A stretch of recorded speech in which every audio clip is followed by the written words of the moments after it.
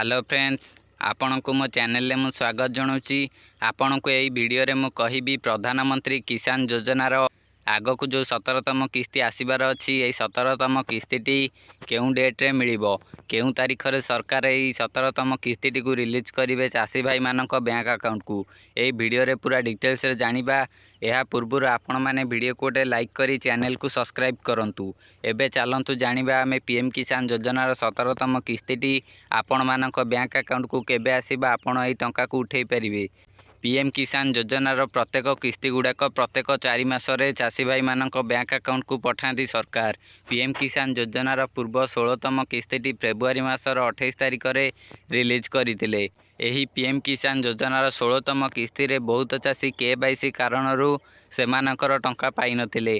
आपण जदि ए पर्यंत केवाईसी करनांती तेबे आपण केवाईसी करवा उचित। जदि आपण केवाईसी करनांती तेबे केवाईसी करंतु। पीएम किसान योजनार 17तम किस्ती नबाकु हेले आपणकर केवाईसी कंप्लीट होबा दरकार। केवल 17तम किस्ती नुह, पीएम किसान योजनारू जेकोसी किस्ती नबाकु हेले आपणकर केवाईसी होइथिबा दरकार।